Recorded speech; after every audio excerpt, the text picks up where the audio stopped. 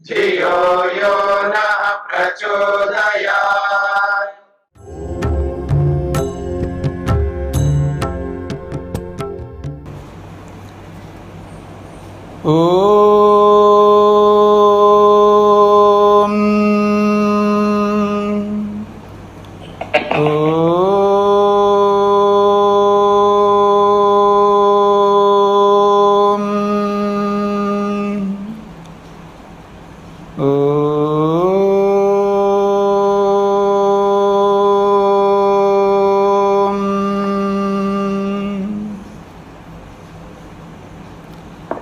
कठोपनिषद का आज 14वां दिन है। कुछ प्रश्न आए हैं, पहले मैं प्रश्नों का समाधान करता हूं।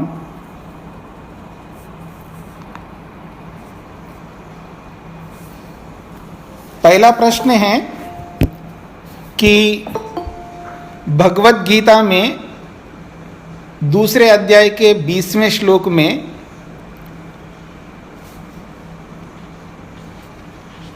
जो बातें कही है और यहाँ पर कठोपनिषद के इस द्वितीय वल्ली में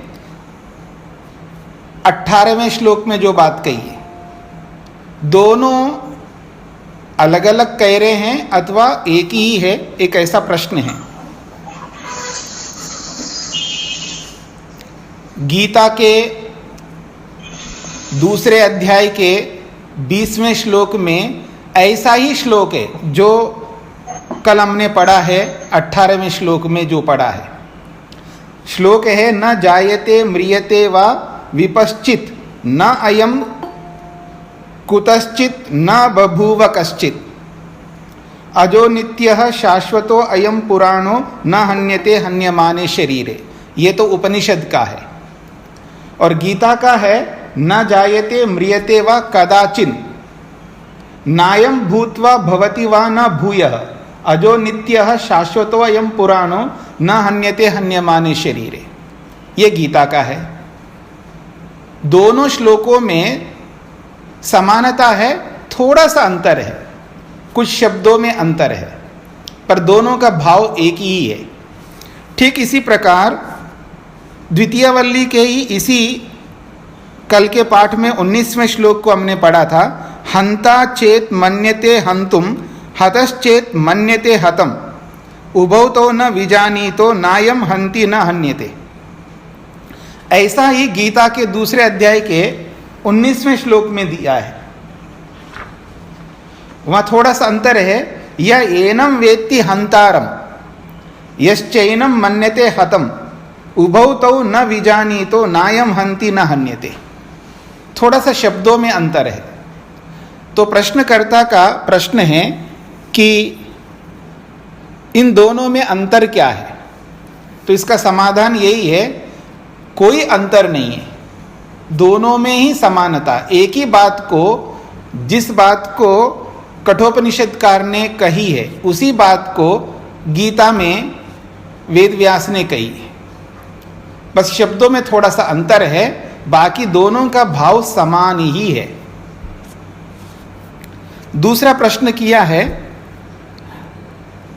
जो हमने पीछे पढ़ा था ना, सर्वे वेदा यत् पदमामनन्ति तपांसि सर्वाणि यद् वदन्ति यदिच्छन्तो ब्रह्मचर्यं चरन्ति तत्ते पदम संग्रहेन ब्रवीमि ओम इत्येतत्। तो प्रश्नकर्ता का प्रश्न है ओम के विषय में। हो सका तो ओम का अर्थ विस्तार में बता सकते हैं क्या आपसे सुनना चाहते हैं, ऐसा उनका प्रश्न है। ओम के विषय में विस्तार से जानना चाहते हैं प्रश्नकर्ता। तो देखिएगा, ओम का महत्व तो विस्तार से सत्यार्थ प्रकाश में पहले समोल्लास में, प्रथम समोल्लास में स्वामी दयानंद सरस्वती जी ने लिखा है, उसको आप पढ़ लीजिएगा। और उसके अतिरिक्त यह है कि साक्षात ओम का कथन वेद में आया हुआ है। ओम क्रतोस्मर, ओम खम ब्रह्मा, ऐसे अनेक स्थानों पर ओम शब्द का उच्चारण वेद में आया है। एक बात। और महर्षि स्वामी दयानंद सरस्वती जी ने ओम के विषय में बहुत बड़ी बात कही है कि ईश्वर का ये मुख्य निज नाम है। नाम तो बहुत हैं ईश्वर के, लेकिन उन सारे नामों में ओम जो है उनका मुख्य नाम है। जैसे आपके भी बहुत सारे नाम होते हैं, कोई आपको पिता कहते हैं, कोई आपको भाई कहते हैं, कोई आपको चाचा कहते हैं, कोई कुछ कहते हैं, तो आपके भी अलग अलग नाम हैं, पर आपका एक मुख्य नाम है। तो जैसे मनुष्यों के अलग अलग नामों के साथ में एक मुख्य नाम होता है, ऐसे ईश्वर के अनंत नाम है, अनेक नहीं अनंत नाम है, जिसको हम कह सकते अनकाउंटेबल, हम गणना नहीं कर सकते, इतने नाम है ईश्वर के। पर उन अनंत नामों में मुख्य नाम है, प्रमुख नाम है ओम। अब कोई प्रश्नकर्ता ये पूछ सकता है कि ओम को ही क्यों मुख्य माना है? हाँ, इसलिए ओम को मुख्य माना है, ओम से ईश्वर के बहुत सारे गुणों का कथन होता है। इतने गुणों का कथन होता है जितने गुणों को हम लोग धारण कर सकते हैं। मेरी बात पर ध्यान दीजिएगा। ये जो ओम है, इस ओम के अंदर जो गुण हैं, यानी ईश्वर की जिन विशेषताओं का बखान वर्णन ओम शब्द करता है, उन गुणों को हम धारण कर सकते हैं। इतने सारे गुण हैं जिन गुणों को हम लोग धारण कर सकते हैं, क्योंकि जिस प्रकार ओम शब्द से स्तुति हम कर सकते हैं, उसका जप हम कर सकते हैं, उसकी उपासना हम कर सकते हैं, और जिस गूढ़ता से जिन गुणों को धारण करने के लिए उसकी स्तुति हम कर सकते हैं, ऐसा और कोई इतना बड़ा शब्द नहीं है। मतलब इतने गुणों को कहने वाला ऐसा कोई शब्द नहीं है, इसलिए इसको प्रमुख माना है। और इसको तो मुख्य नाम तो माना ही है।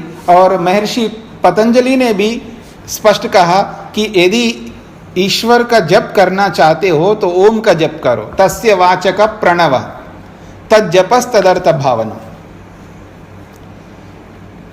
ओम तो नहीं बोला, प्रणव शब्द बोला, ऐसा आप में से कोई कह सकते हैं, परंतु शास्त्रों में प्रणव और ओम पर्यायवाची शब्द है। प्रणव का मतलब ओम है, ओम का मतलब प्रणव है। तो ओम की स्तुति जो है वो सर्वाधिक हम कर सकते हैं। स्वामी जी, एक प्रश्न पूछ सकती हूँ? पहले मेरे उत्तर को पूरा होने दीजिएगा, फिर पूछिएगा। जी जी। तो जब हम ईश्वर की स्तुति करते हैं, बहुत सारे गुणों को लेकर के स्तुति कर सकते हैं, तो वो बहुत सारे गुण जो है इस ओम से ही निकलते हैं। स्तुति इसलिए करनी होती है जो हमें प्राप्त करना है, जो हमें चाहिए, जो हमारी चाह है, अभिलाषा है, हमारी जो भी तमन्ना है, उस तमन्ना की पूर्ति ईश्वर से होती है। और जिस जिस गुण को सामने रख करके हम ईश्वर की स्तुति करते हैं, उस गुण को हमें धारण करना होता है। कई बार कुछ लोग कहते हैं, क्यों ऐसे बखान कर रहे हो ईश्वर की, क्यों दिखा रहे हो, क्यों बिना स्तुति किए ईश्वर की बढ़ाई क्यों कर रहे हो? ऐसा कई लोग बहुत सारे प्रश्न ऐसे अति प्रश्न करते रहते हैं। चापलूसी कहते हैं इसको, क्यों ऐसा कर रहे हो? तो ऐसा कोई चापलूसी नहीं है, क्योंकि बिना मांगे ईश्वर नहीं दे सकता। पहली बात, ईश्वर न्यायकारी है, आपकी तरह मेरी तरह या मनुष्यों की तरह नहीं है। ईश्वर बिन मांगे दे। माता पिता जो है ना, बिना मांगे भी देते हैं, अयोग्य को भी दे देते हैं, निठल्ले व्यक्ति को भी दे देते हैं, पुरुषार्थहीन व्यक्ति को, आलसी प्रमादी व्यक्ति को भी दे देते हैं मनुष्य लोग। पर ईश्वर ऐसा नहीं देता। ईश्वर पुरुषार्थी को देता है और मांगने पर देता है, इसलिए उसकी स्तुति करनी होती है। तो सर्वाधिक स्तुति ओम से होती है। तो ओम शब्द का जो अर्थ है वो बहुत सारे हैं।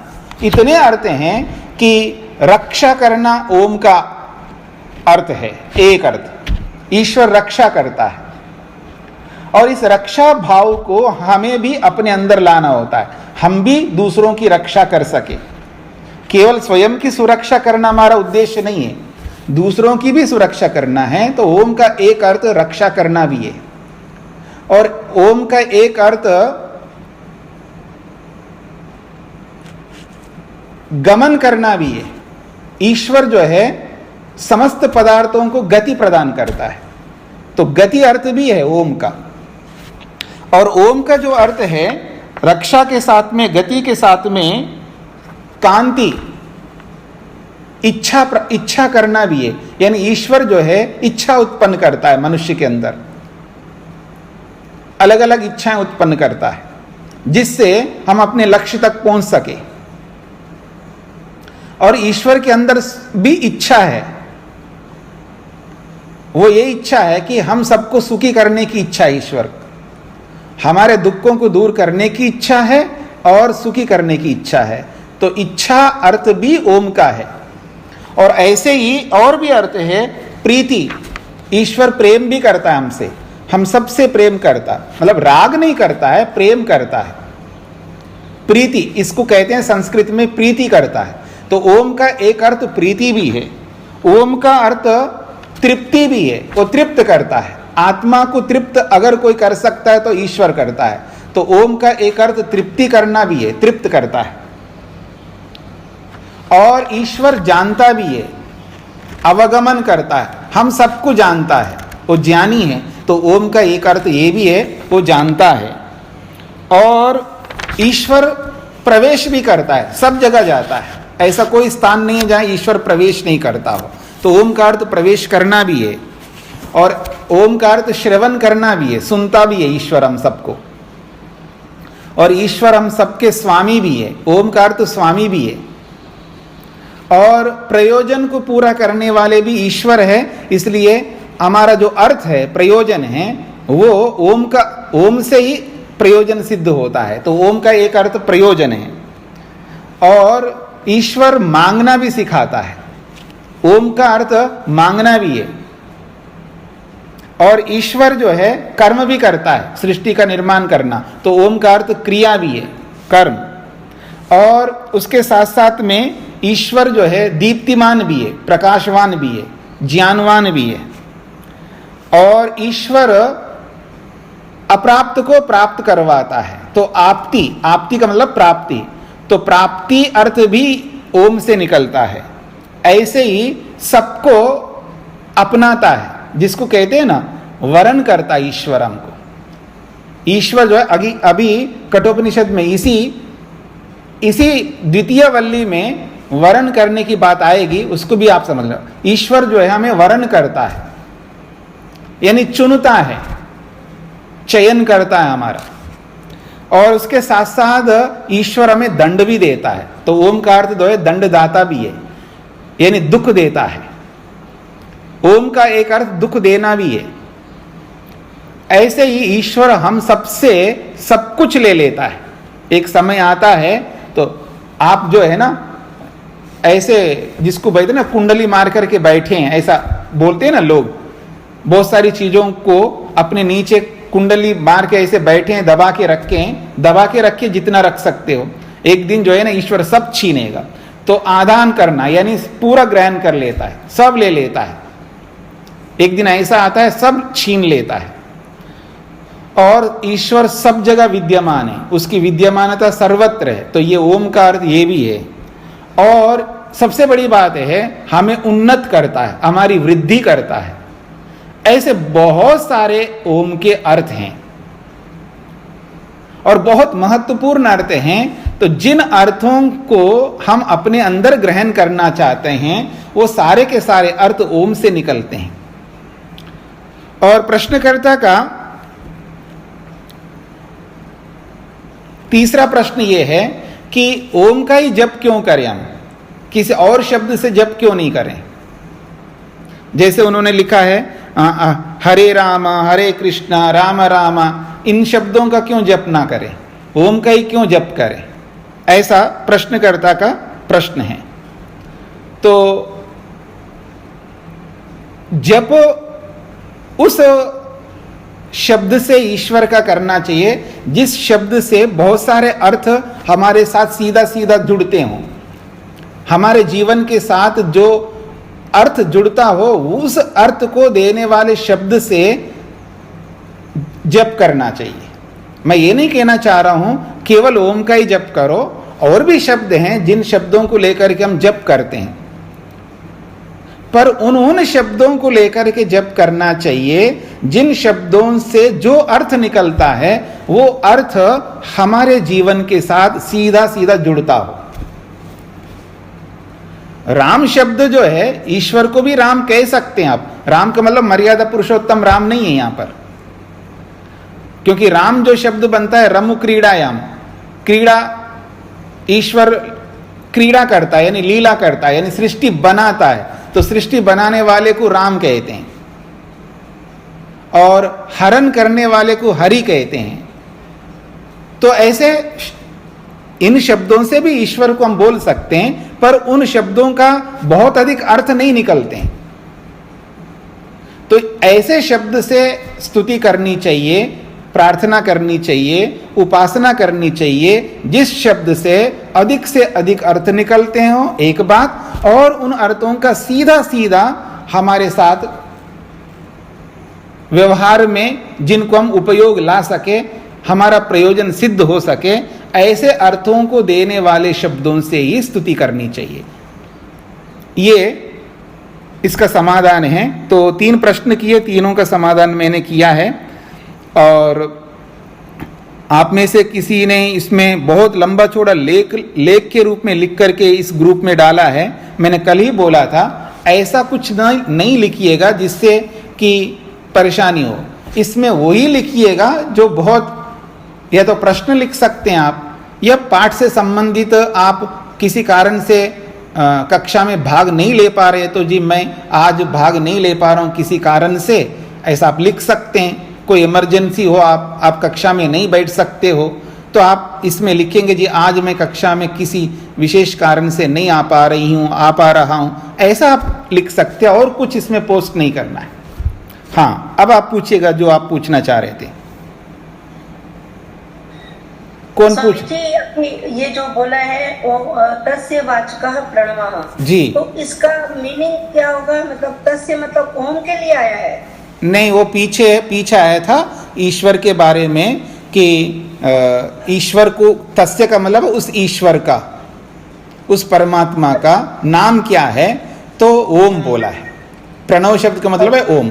उस ईश्वर का नाम ओम है, और तस्य जपस तदर्थ भावनम, उस नाम से, उस प्रणव नाम से जप करो और उसकी भावना करो, यानी अर्थ का चिंतन करो, ऐसा वहां प्रसंग है। चले हम आगे, तो आगे बढ़ते हैं। एक प्रश्नकर्ता का प्रश्न एक और आया है कि न जायते म्रियते व विपश्चित न अयम कुतश्चित न बभूव कश्चित अजो नित्यः शाश्वतो अयम पुराणो न हन्यते हन्यमाने शरीरे। इस श्लोक का अर्थ कर नहीं पा रहे वो, ऐसा उनका प्रश्न है। तो ये तो बहुत सरल बातें हैं। जब आपको ऐसी कोई समस्या आ जाए तो उसको दोबारा सुनिएगा ना, जो आपके पास आ रहा है रिकॉर्डिंग, वो रिकॉर्डिंग में दोबारा सुन लीजिएगा, समझ में आ जाएगा। दोबारा सुनने पर भी समझ में ना आए तो फिर आप पूछ सकते हैं। तो इसका विपश्चित अर्थ का, विपश्चित शब्द की संगति नहीं बैठ रही, ऐसा भी उनका प्रश्न है, और विपश्चित का अर्थ नहीं समझ में आ रहा है उनको। तो मैंने कल बताया था, विपश्चित कहते हैं बुद्धिमान को, विवेकी को, ज्ञाता को, सज्जन को, समझदार को विपश्चित कहते हैं, बुद्धिमान को। तो ये विपश्चित शब्द जो है मनुष्य का द्योतक है, मनुष्य के लिए कहा जा रहा है। विपश्चित का मतलब मनुष्य यानी आत्मा, यहां पर तो आत्मा है। तो ये विपश्चित शब्द का अर्थ आत्मा भी ले सकते हो, मनुष्य भी ले सकते हो, क्योंकि शरीर में हम लोग रहते हैं तो मनुष्य हैं हम। या बुद्धिमान अर्थ ले सकते हो, ज्ञानी अर्थ ले सकते हो, चेतन अर्थ ले सकते हो, ऐसे बहुत सारे अर्थ हैं यहाँ पर। तो ये जो विपश्चित है, आत्मा है, ये जो बुद्धिमान है, इस बुद्धिमान के लिए बोला जा रहा है आप बुद्धिमान अपने आप को भी मानते हो, आप अपने आप को मूर्ख नहीं मानते हो। जब बुद्धिमान मानते हो, विपश्चित मानते हो, तो परेशान क्यों हो रहे हो? ना जायते, आप उत्पन्न ही नहीं होते हो, इसलिए आपको दुखी नहीं होना है। और न म्रियते, आप मरते भी नहीं हो, इसलिए दुखी नहीं होना चाहिए। फिर कहा न अयम कुतश्चित, ये जो आत्मा है, अयम का मतलब यह जो आत्मा है, न कुतश्चित, ये कहीं से नहीं आता है, यानी किसी कारण से उत्पन्न नहीं हुआ, इसका कोई उपादान कारण नहीं है। फिर कहा न अयम कश्चित बभूवा, ये पहले हुआ था, इतिहास में पहले आत्मा हुआ था, ऐसा भी नहीं है। ये था वाली बात भूतकाल आत्मा के साथ नहीं जुड़ता, आत्मा के साथ भूतकाल नहीं जुड़ता, वो सदा है, सदा वर्तमान है। ये केवल मनुष्य शरीर को लेकर के नहीं बोला जा रहा है। शरीर तो भूतकाल में भी जाता है, वर्तमान काल में भी आता है और भविष्यत काल में भी जाता है। पर आत्मा जो है, आत्मा के साथ न भूत का प्रयोग होगा न भविष्यत का प्रयोग होगा, क्योंकि वो सदा वर्तमान रहेगा। तो इसलिए न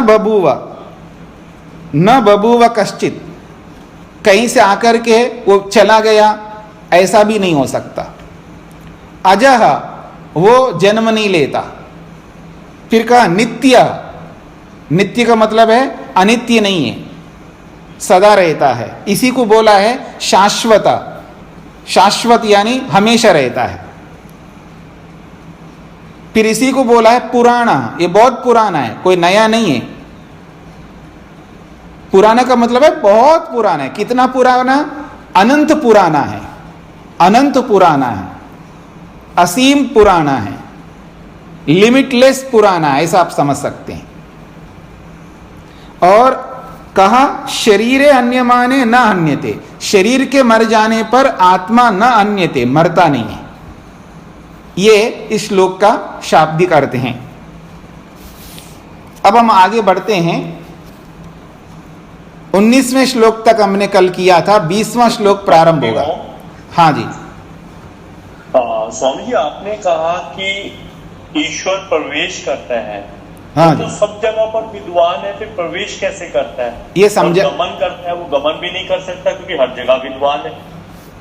ऐसा है, ये समझाने के लिए होता है। दो प्रकार से वर्णन करते हैं हम लोग। एक होता है यथार्थ वर्णन, एक होता है व्यवहारिक वर्णन। दो प्रकार का वर्णन होता है। एक तो यथार्थ वर्णन होता है, जो वस्तु जैसी वैसा ही बताना, ये यथार्थ वर्णन होता है। और दूसरा वर्णन होता है जो वस्तु जैसी वैसा नहीं होता है, वो व्यवहार के लिए वर्णन होता है। जैसे काल है, यथार्थ में कोई काल नहीं होता है, जिसको हम काल कहते हैं, टाइम। अपने आप में टाइम कुछ भी नहीं है, ये व्यवहार के लिए है, व्यवहार के लिए बनाया गया है समय। ऐसे ही समझ में आ गए ना आपको? हाँ जी। चलिए आगे बढ़ते हैं। तो 20वां श्लोक प्रारंभ हो रहा है और बहुत महत्वपूर्ण श्लोक आया है 20वां। अणोरणीयान महतो महीयान आत्मास्य जंतोर निहितो गुहायाम तम अक्रतु पश्यति वीतशोको धातु प्रसादान महिमानम आत्मनः। वो कहते हैं अणोरणीयान, कहते हैं अणोह अणीयान महतः महीयान आत्मा अस्य जंतोः निहितः गुहायाम तम अक्रतुः पश्यति वीतशोकः धातुः प्रसादात महिमानम आत्मनः। ये कहते हैं अणोह अणीयान। अणु कहते हैं सूक्ष्म को। दुनिया में सबसे अधिक सूक्ष्म कोई भी आपको दिखाई दे, आप एटम को ले लीजिएगा, किसी को भी ले लीजिए, जो सबसे सूक्ष्म है, तो कहा जा रहा है जो आप सबसे अधिक सूक्ष्म जिसको आप मानते हो, उस सूक्ष्म से भी सूक्ष्म परमात्मा है। अणोह अणियान, अणियान का मतलब है अणु से भी अणु है, यानी सूक्ष्म से भी सूक्ष्म है। यह है अणो अणियान शब्द का अर्थ है। फिर कहा महतो महीयान, जिसको आप सबसे बड़ा मानते हो, जिस किसी को भी आप सबसे बड़ा मानते हो, तो कह रहे बड़े से भी वो बड़े हैं। और बड़ा, सबसे बड़ा कौन है? ब्रह्मांड है। जिस ब्रह्मांड में रहते हैं, जिस सृष्टि में हम रहते हैं, पूरी सृष्टि को ले लीजिएगा, पूरी सृष्टि बहुत बड़ी है।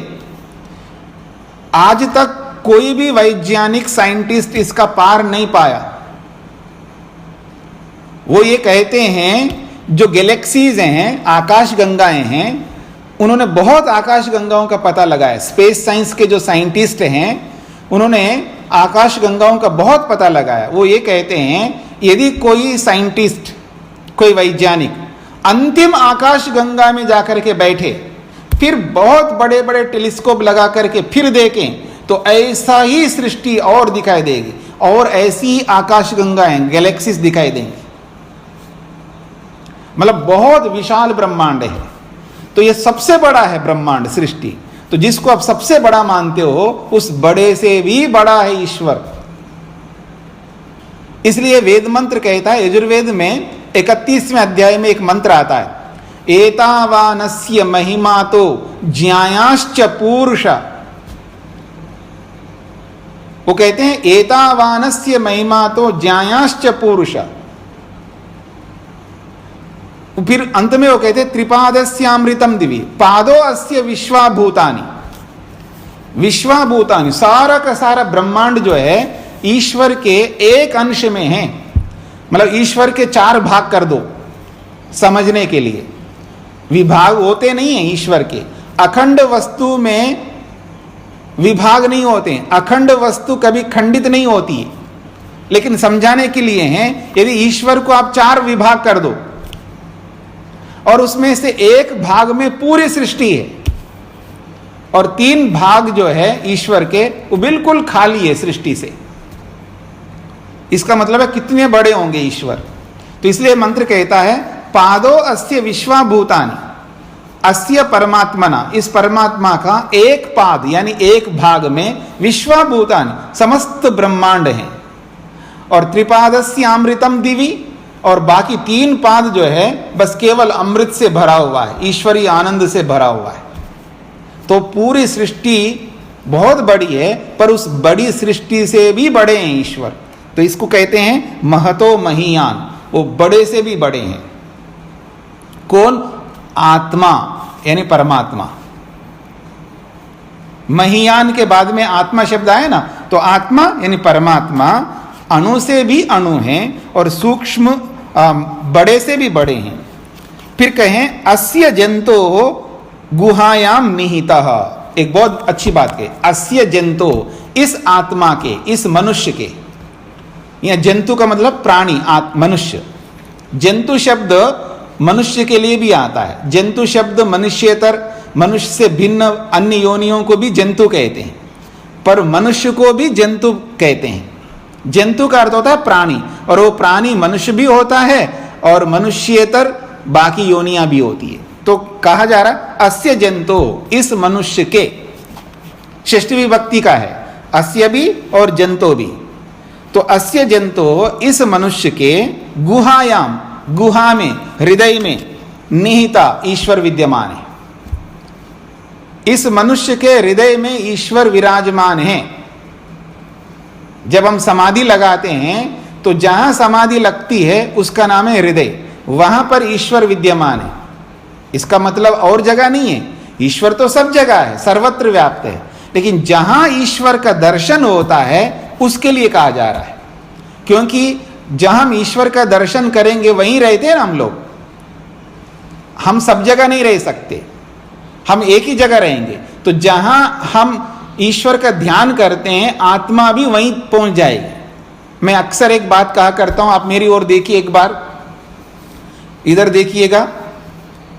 अगर आपको ध्यान करना है ईश्वर का, कुछ लोग मेरे को नहीं देख रहे हैं, जब आप ईश्वर का ध्यान करेंगे, उदाहरण के लिए मान लीजिए आप यहां ब्रिकुटी में ईश्वर का ध्यान करेंगे, यहां पर दोनों भुवों के बीच में भ्रू मध्य में, तो यहां ध्यान करना है तो पहले आपको मन को यहां टिकाना है, इसका मतलब यह धारणा है। और जब यहां धारणा करेंगे, यहां मन को टिकाएंगे, तो यहीं पर ध्यान करना है। मन भी यहीं टिका हुआ है, इसका नाम धारणा है, और ध्यान भी यहीं होगा। और जब समाधि लगेगी तो समाधि यहीं पर लगेगी, समाधि यहीं पर लगेगी। तो समाधि यहीं पर लगेगी तो किसकी लगेगी समाधि? आत्मा की। समाधि तो आत्मा को लगेगी, तो आत्मा को भी यहीं पर होना पड़ेगा। तो इसका मतलब है परमात्मा गुहा में निहित है, यानी हृदय में रहता है। तो इस स्थान का नाम हृदय है। एक तो हार्ट को कहते हैं हृदय, और जहां ईश्वर का दर्शन होता है उस स्थान का नाम भी हृदय है। तो गुहायाम निहितः, ईश्वर जो है गुहा में, हृदय में रहता है, अर्थात ईश्वर का दर्शन जहां होता है उसका नाम हृदय है। और वो हृदय आप कोई भी जगह कर सकते हैं, कोई भी स्थान कर सकते हैं। फिर कहा तम, ऐसे उस परमात्मा को जो अणु से भी अणु है, महान से भी महान है, उस महान अणु स्वरूप परमात्मा को, तम का मतलब है उस परमात्मा को, अक्रतु पश्यति, उसको कौन देख सकता है? तो कहा अक्रतु।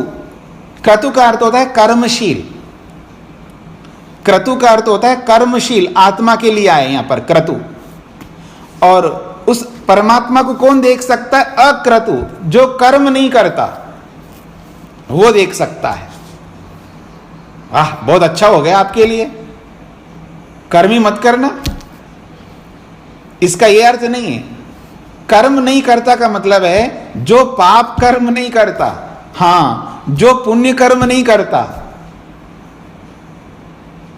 अक्रतु का अर्थ है जो पाप कर्म नहीं करता और जो पुण्य कर्म नहीं करता। फिर कैसा करता है? निष्काम कर्म करता है। तो अक्रतु का मतलब है निष्काम कर्म करने वाले को, यह निष्काम कर्म करने वाला पश्यति, देख सकता है।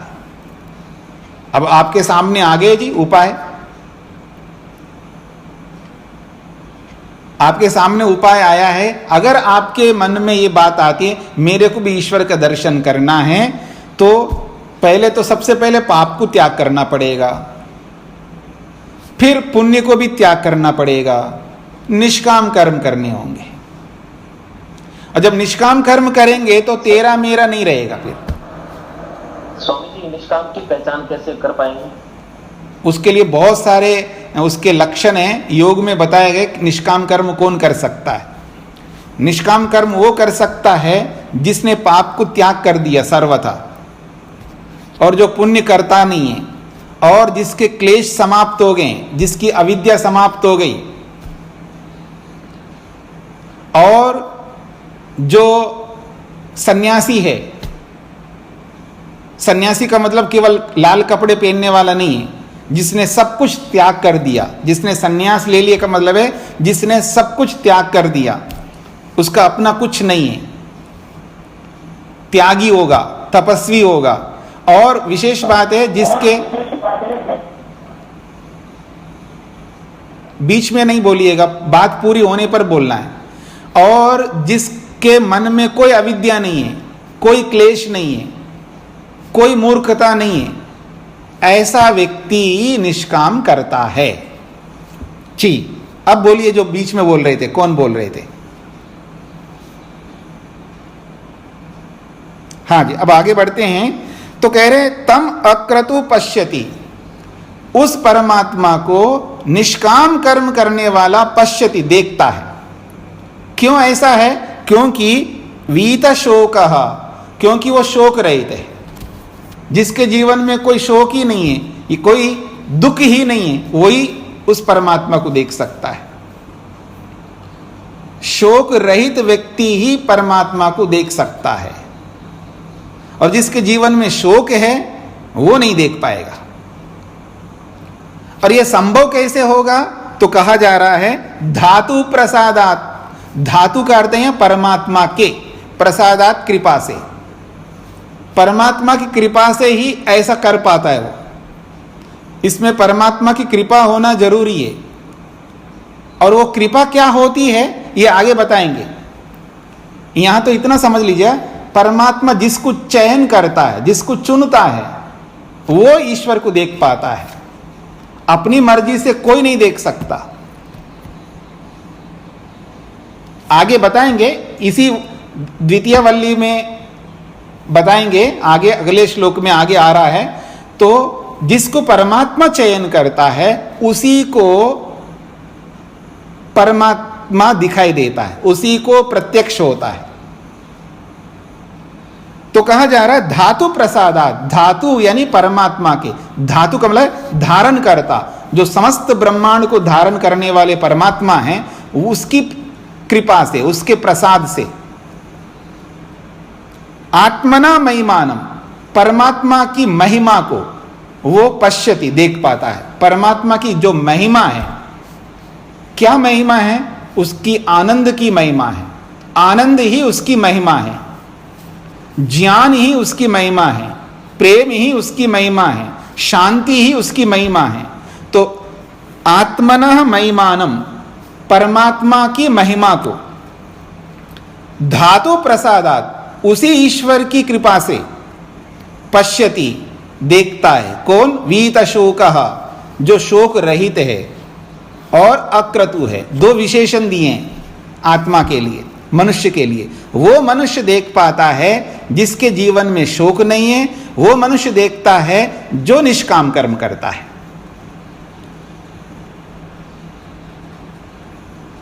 अब आते हैं पहले शब्द पर, अणो अनियान।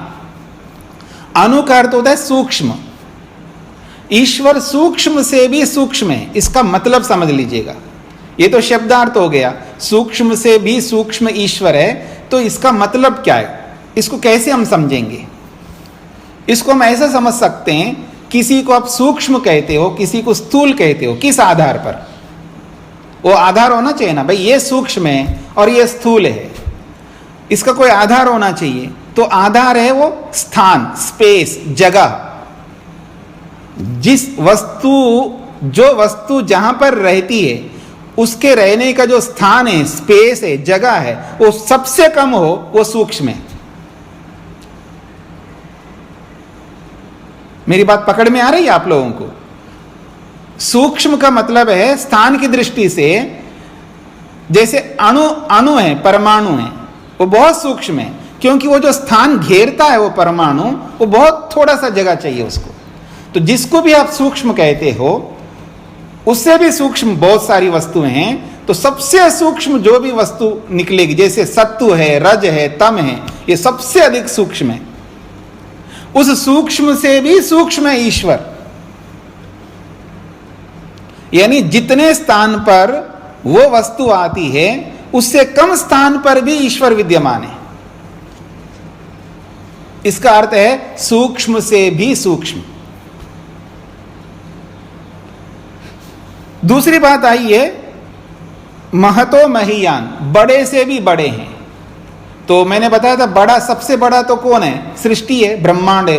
पूरा ब्रह्मांड बहुत बड़ा है, उस बड़े ब्रह्मांड से भी वो बहुत बड़े हैं। तो जितने स्थान पर ब्रह्मांड है, उससे अधिक स्थान पर परमात्मा है। ऐसा कोई स्थान, खाली स्पेस है ही नहीं है जहां परमात्मा ना हो। जहां परमात्मा ना हो, ऐसा कोई स्पेस, खाली जगह ही नहीं है। इतना बड़ा है परमात्मा। ये तो स्थान की दृष्टि से बड़ेपन को लेके बताया। और सूक्ष्मपन जो है स्थान की दृष्टि से भी होता है और एक ज्ञान की दृष्टि से भी होता है। सूक्ष्मता जो है वो ज्ञान की दृष्टि से भी होता है। जैसे किसी वस्तु को समझना हो ज्ञान की दृष्टि से, मान लीजिए प्रकृति है, उसको समझना थोड़ा आसान है। उससे ज्यादा कठिन है अपने आप को समझना, आत्मा को समझना, और उससे भी अधिक कठिन है परमात्मा को समझना। वो सूक्ष्म से भी सूक्ष्म है, यानी आत्मा सूक्ष्म है, उसको समझना ज्यादा कठिन होता है।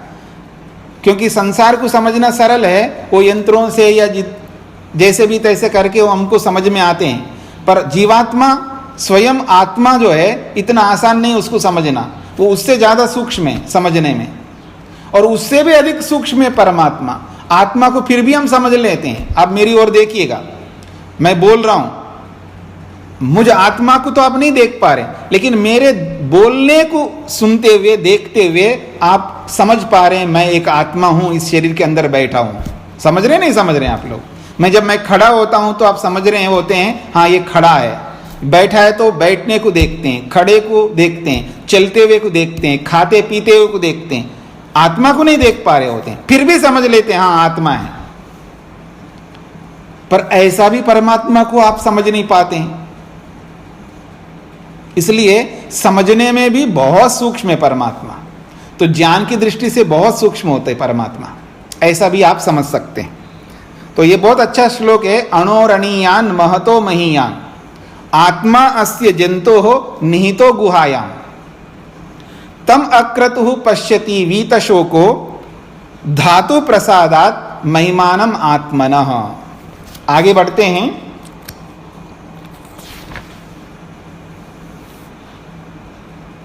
आसीनो दूरम व्रजति शयानो याति सर्वतः कस्तम मदामदम देवम मदन्यो ज्ञातुमर्हति।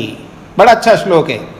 वो कहते हैं आसीनः दूरम व्रजति शयानः याति सर्वतः कह तम मद अमदम मद अमदम देवम मद अन्यः ज्ञातुम अर्हति। ईश्वर के लिए बोला जा रहा है, ये श्लोक पूरा ईश्वर से संबंधित है। वो कहते हैं आसीना, आसीना का मतलब बैठा हुआ है, ईश्वर जो है बैठा हुआ है, आसीनः बैठा हुआ है, पर दूरम व्रजति, पर दूर तक, बैठ करके भी दूर तक जाता है। बहुत अच्छी बात कही है। आसीना दूरम व्रजति, दूरम का मतलब दूर, व्रजति का मतलब जाता है। आसीना दूरम व्रजति, बैठा हुआ है फिर भी दूर तक जाता है। तो यहां आसीना का अर्थ है स्थिर है, परमात्मा स्थिर है, एक मतलब वो हिलता डुलता नहीं है। हाँ, एक बात और भी समझ लीजिएगा, बहुत सारे लोग ये समझते हैं ईश्वर उतरता है, अवतरित तो होता है। ऐसा लगता है कि कहीं से पता नहीं आसमान से अवतरित हो रहा हो, अवतरण होता है। ईश्वर कैसा मानता है व्यक्ति? अवतरण, आरोह अवरोह, मतलब आना और जाना, ये आप कर सकते हैं, मैं कर सकता हूं, पूरी सृष्टि कर सकती है, पर परमात्मा नहीं कर सकता। उसके अंदर ये बिल्कुल गुण है ही नहीं है। गति करने का स्वभाव, गमन क्रिया ईश्वर में नहीं है। हम सबको गति दे सकता है, लेकिन स्वयं गति नहीं करता ईश्वर। क्यों? वो पहले से सब जगह है। इस बात को समझने का प्रयत्न करिएगा। जो वस्तु पहले से ही सब जगह हो, उसको जाने की क्या आवश्यकता है, आने की क्या आवश्यकता है, अवतरित होने की क्या आवश्यकता हो, तो पहले से है। इसलिए ईश्वर में गति नहीं है। इसका यह भी मतलब नहीं है कि ईश्वर में कमी है। अरे देखो, सब में गति, ईश्वर में गति नहीं, तो ईश्वर के लिए बहुत बड़ा धब्बा है। ऐसा नहीं है। यह जरूरी नहीं है प्रत्येक गुण प्रत्येक वस्तु में हो। मतलब मैं मूर्ख हूं तो ईश्वर को भी मूर्ख होना चाहिए क्या? मेरे में मूर्खता है, आप में मूर्खता है, आप ना समझे, मैं ना समझूं, तो ये गुण है ना हमारे अंदर, मूर्खता वाली। तो क्या ईश्वर में भी होनी चाहिए मूर्खता? ईश्वर चेतन है और प्रकृति जड़ है, तो ईश्वर में भी वो जड़ता होनी चाहिए क्या? ऐसे बहुत सारे गुण होंगे जो ईश्वर में नहीं है। इसलिए ये भी गुण नहीं है, मतलब ये भी क्रिया नहीं है कि ईश्वर गमन कर सके, क्योंकि वो पहले से सब जगह है।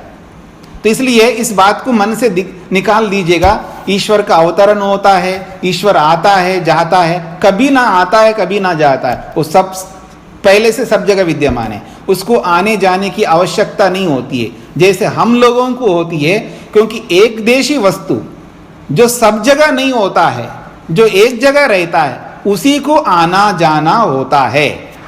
एक बात तो कहा जा रहा आसीन का मतलब है ईश्वर स्थिर है।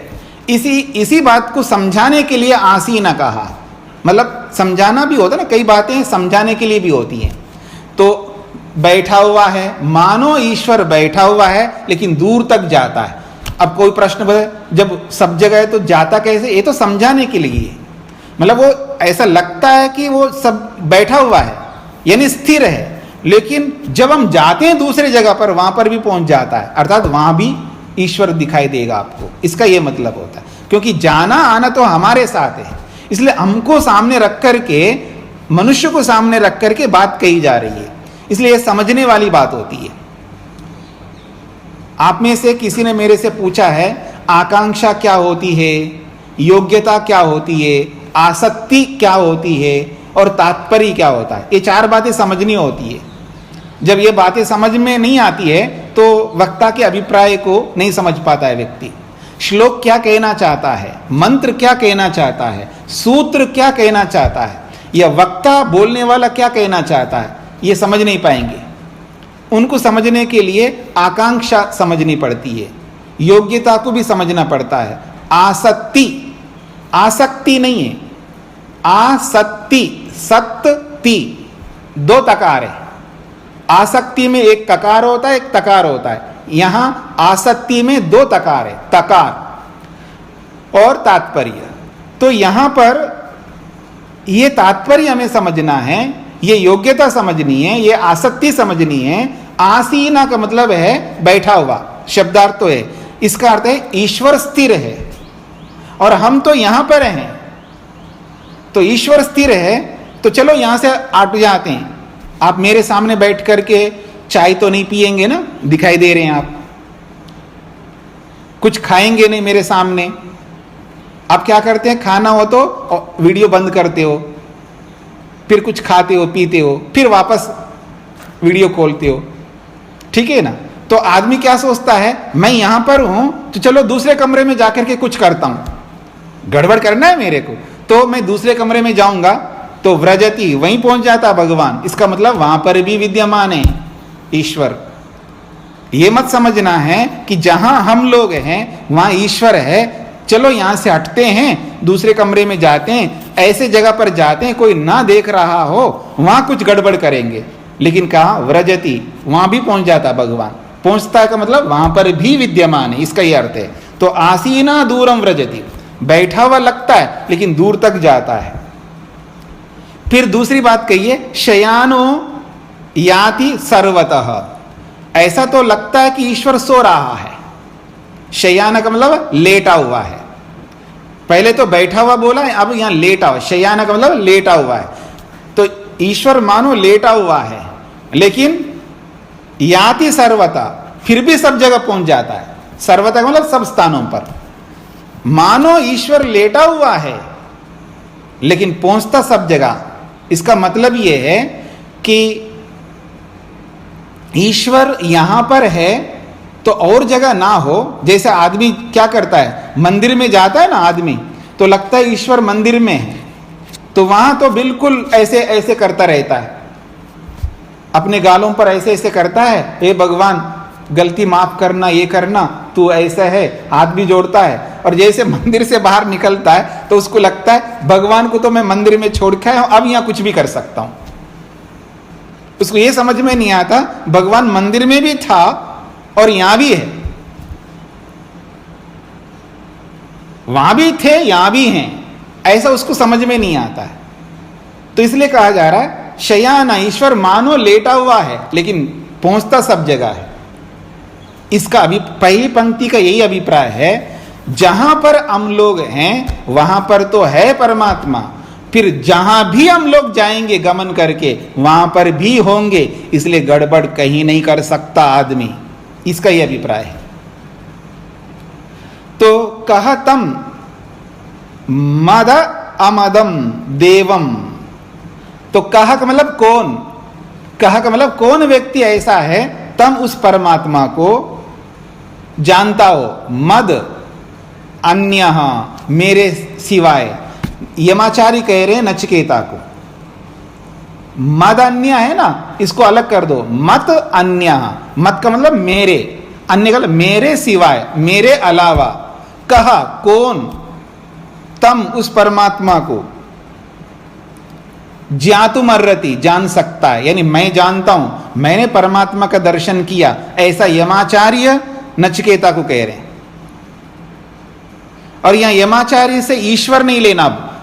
जब ऐसी बात कहते हैं तो यहां पर होगा आचार्य। जैसे एक विद्यार्थी जब गुरु के पास जाता है तो गुरु लेना है, यहां पर आचार्य को लेना है, शिक्षक को लेना है, अध्यापक को लेना है।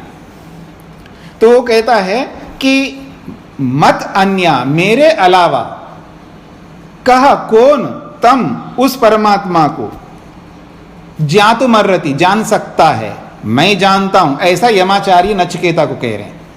मैं जानता हूं उस परमात्मा को, मेरे सिवाय और कोई नहीं जानता उस परमात्मा को।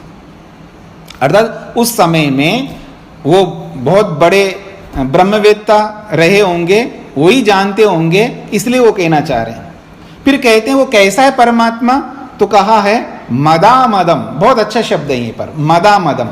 मद का अर्थ होता है आनंद। मद शब्द जो है आनंद के लिए आता है। तो वो कैसा ईश्वर? मद है, यानी आनंदित है, एक बात। फिर अमदम भी कहा है, वो आनंद से रहित भी है। दो शब्द हैं, मद और अमद। मतलब ईश्वर आनंदित है, आनंद पूर्वक है, लेकिन आनंद से रहित भी है, ऐसा ईश्वर है। तो इस बात को समझना है, जब मद शब्द का अर्थ आनंद है तो ईश्वर का आनंद है, और अमद शब्द जो है आनंद रहित का मतलब प्रकृति के आनंद से रहित है। आनंद दो प्रकार का है, एक ईश्वर का आनंद, एक प्रकृति का आनंद। बहुत सारे लोग शब्दों के अर्थ को ना जानने के कारण, या शब्द विद्या उनके पास ना होने के कारण, शब्द विद्या का मतलब व्याकरण, शब्द शास्त्र को ना जानने के कारण वो क्या समझते हैं? देखो जी, आनंद तो ईश्वर का ही होता है और प्रकृति का तो सुख होता है। आनंद शब्द केवल ईश्वर के आनंद को ही कहते हैं, ऐसा शब्द शास्त्र को न जानने वाले बोला करते हैं। ऐसा नहीं है। आनंद प्रकृति के सुख को भी आनंद बोल सकते हैं और ईश्वर के आनंद को सुख भी बोल सकते हैं। ये मैं नहीं बोल रहा हूं, ये स्वामी दयानंद बोलते हैं। स्वामी दयानंद सरस्वती जी ने प्रकृति के सुख को आनंद शब्द से भी बोलते हैं और ईश्वरीय आनंद को सुख शब्द से भी बोलते हैं। वैसे सुख शब्द शाब्दिक दृष्टि से देखेंगे तो प्राकृत जो सांसारिक सुख को ही सुख कहेंगे, लेकिन यहां इस रूप में नहीं देख रहे हैं। कई बार शब्दों का जो अर्थ होता है प्रसंग के अनुसार होता है, और यह प्रसंग के अनुसार होता है। इस योग्यता को न जानने के कारण से लोगों को समझ में नहीं आता है। इस बात पर ध्यान दीजिएगा कि जब सुख और आनंद दोनों शब्द साथ में आते हैं, सुख शब्द ईश्वर के साथ में आता है, सुख शब्द प्रकृति के साथ में भी आता है। सुख शब्द जहां प्रकृति और ईश्वर के साथ आता है, वैसे ही आनंद शब्द परमात्मा के साथ भी आता है और प्रकृति के साथ भी आता है। इसलिए स्वामी दयानंद लिखते हैं प्रकृति का आनंद। सत्यार्थ प्रकाश पढ़ो, ऋग्वेदादि भाष्य भूमिका पढ़ो तो आपको समझ में आ जाएगा। तो प्रकृति का सुख ऐसा भी बोलते हैं और प्रकृति का आनंद ऐसा भी बोलते हैं स्वामी दयानंद। और जगहों पर वो ये भी लिखते हैं ईश्वर का सुख, ये भी लिखते हैं, और ईश्वर का आनंद ये भी लिखते हैं। इसलिए आनंद शब्द दोनों के लिए प्रयोग में आता है, सुख शब्द भी दोनों के लिए प्रयोग में आता है। कोई ये भी कह सकता है इंद्रियों से मिलने वाला जो होता है उसी को सुख कहते हैं, उसको भी कहते हैं, भी जोड़ना पड़ेगा आपको। तो इस दृष्टिकोण से यहां कहा जा रहा है मद शब्द जो है ये आनंद है, और अमद शब्द जो है आनंद रहितता है, यानी ईश्वर आनंद से युक्त भी है और प्रकृति के आनंद से रहित भी है। ऐसा वो देव है, इसलिए कहा देवम तम मदामदम देवम। ये ईश्वर के विशेषण है। तम तो सर्वनाम है ईश्वर के लिए, और मदामदम और देवम ये ईश्वर के विशेषण शब्द हैं। तो तम उस परमात्मा को, कैसा परमात्मा है वो? देवम, वो दिव्य गुणों से परिपूर्ण है। और कैसा है वो परमात्मा? आनंद से युक्त है और प्रकृति के आनंद से रहित है। ऐसे उस परमात्मा को मत अन्यः, मेरे सिवाय, मेरे अलावा, कह ज्ञातुम अर्हति, कौन जान सकता है? अर्थात मैं ही जानता हूं, इसलिए आप मेरे पास आए हो, मैं आपको उस ईश्वरीय आनंद को चका दूंगा। ऐसा यमाचार्य नचिकेता को कह रहे हैं। तो आगे बढ़ते हैं। वो कैसा ईश्वर, और ईश्वर के बारे में वर्णन किया जा रहा है। अशरीरम शरीरेषु अनवस्थेषु अवस्थितम महांतम विभुम आत्मानम मत्वा धीरो न शोचति। बहुत बड़ी बात कही। कौन शोक नहीं करता, यानी कौन दुखी नहीं होता? न शोचति, शोक नहीं करता यानी दुखी नहीं होता, वो कौन है? तो कह रहे हैं शरीरेषु अशरीरम। सारे शरीरों को हम देखते हैं, सभी प्राणियों के शरीरों को देखते हैं, चाहे किसी भी योनि में रहते हैं वो। तो सभी शरीरों को देखते हैं तो हमारा दिमाग बनता है कि ईश्वर का भी कोई शरीर तो होगा। इसलिए लोग जो है ना ईश्वर के शरीर बना रखे हैं, अलग अलग शरीर कल्पना करते हैं। देखिए उपनिषदकार क्या कहते हैं, कठोपनिषदकार क्या कहते हैं? अशरीरम, ईश्वर का कोई शरीर नहीं होता। किसके पीछे दौड़ रहे हो? किसी शरीरधारी के पीछे मत दौड़ो, उसको भगवान मत बनाओ। चाहे वो राम हो, चाहे वो कृष्ण हो, चाहे वो हनुमान हो, चाहे वो कोई भी हो, वो सब महापुरुष थे, बहुत महान लोग थे। उनके पीछे हमको चलना चाहिए क्योंकि वो बहुत अच्छे थे। पर वो ईश्वर नहीं है, वो सृष्टिकर्ता नहीं है, इस ब्रह्मांड को उत्पन्न करने वाले वो नहीं है, क्योंकि वो शरीरधारी थे। तो शरीरधारी ईश्वर नहीं होते, यानी सृष्टिकर्ता नहीं होता। तो इसलिए कह रहे अशरीरम, शरीरेषु अशरीरम। सब शरीरों को देखो आप, पर वो अशरीरम, उसका अपना कोई शरीर नहीं है परमात्मा का, वो शरीर के बंधन में आता ही नहीं। फिर कहा अनवस्थेषु अवस्थितम, जिसको भी देखो अनवस्थित है। अनवस्थित का मतलब है चलायमान है, गतिमान है। कोई ऐसी वस्तु नहीं है जो गतिमान ना हो, सब वस्तुएं गति कर रही हैं। आप भी और मैं भी, समस्त पदार्थ गतिमान है। हमारे में गति है, क्रिया है। हम देशांतर गमन करते हैं, एक स्थान को छोड़ के दूसरे स्थान में जाते हैं, चलायमान है। तो अनवस्थितेषु, सब अनवस्थित है यानी सब चलायमान है, सब गति कर रहे हैं। लेकिन वो कैसा है? अवस्थितम, वो गति नहीं करता, उसमें गति है ही नहीं परमात्मा में। जो स्थिर है, अगतिमान है, जिसका कोई शरीर नहीं है, ऐसे महानतम विभुम आत्मानम। और वो कैसा है? महानतम, बहुत महान है। देखिए महान किसको कहते हैं? जैसे आप भी किसी व्यक्ति हो, आप तो बहुत महान है। किस बात के महान है जी? क्योंकि आप दानी है इसलिए महान है, आप परोपकारी है इसलिए महान है, आप दूसरों की सेवा करते हैं इसलिए महान है। आपके अंदर कोई ऐसा गुण होना चाहिए जिससे आप महान कहलाएंगे। तो गुणों के कारण से महान होता है। तो ईश्वर कोई कम गुणवान है, वो तो अनंत गुणवान है, इसलिए महानतम, बहुत महान, उस विभुम, सर्वत्र व्याप्त। विभु का मतलब है सब जगह विद्यमान रहने वाले, आत्मानम, परमात्मा को। जो महान सब जगह रहने वाले उस परमात्मा को मत्वा, जान करके, समझ करके, उसका दर्शन करके, धीरः, जो धीर व्यक्ति है, धैर्य रखने वाला व्यक्ति है, जो विवेकी व्यक्ति है, ना शोचति, वो कभी दुखी नहीं होता। देखिए मेरी ओर, जब बेटा होता है ना, पिता का सहारा मिलता है ना, वो निश्चिंत रहता है। मां का जब सहारा मिलता है ना, तो निश्चिंत रहता है।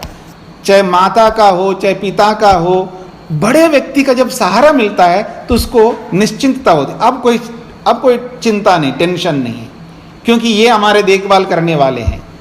तो ठीक इसी प्रकार ईश्वर जब हमारे साथ हैं, सदा रहता है, ऐसा कभी अवसर नहीं आएगा जो ईश्वर हमारे साथ ना रहे।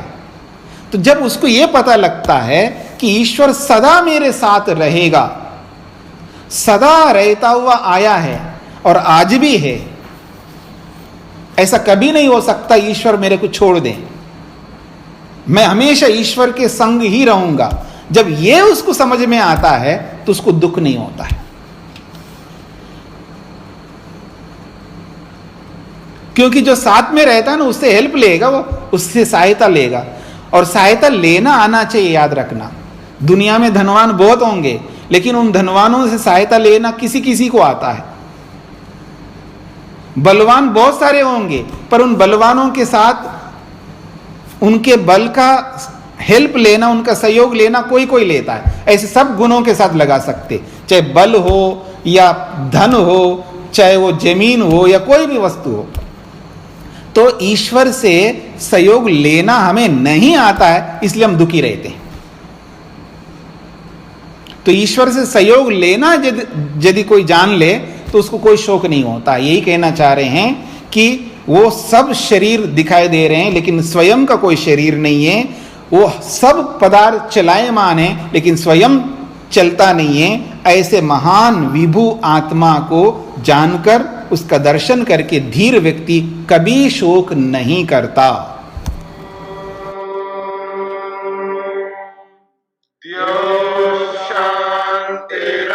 शांतिरंतरिक्षं शांति पृथिवी शांतिरापः शांतिरोषधयः शांति वनस्पतयः शांतिर्विश्वे देवा शांतिर्ब्रह्म शांति सर्वं शांति शांतिरेव शांति शांति